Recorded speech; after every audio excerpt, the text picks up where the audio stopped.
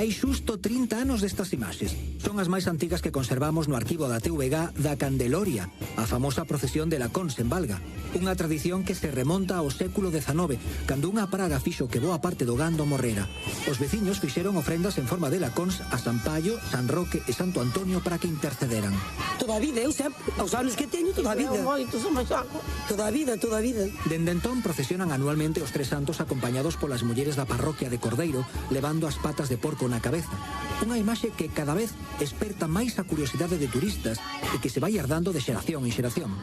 Tiña a miña sogra que todos os anos daban da compa, que se criaran ben os porcos, que non lle morreran, que tuveran suerte con eles.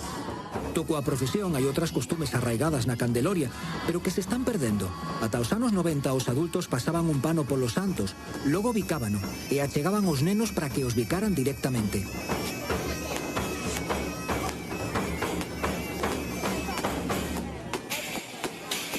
Quizáis hoxe soamente sexa unha tradición, pero neses momentos a confianza da protección dos santos era absoluta.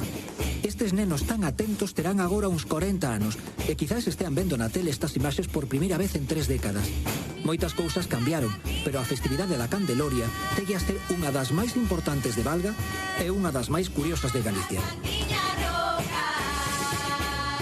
Que maravilla de imaxes e que maravilla de informe que nos preparou o noso compañeiro Alejandro Macías. Pois así vivíase a Candeloria hai 30 anos en Valga. Pero como se vivirá a día de hoxe?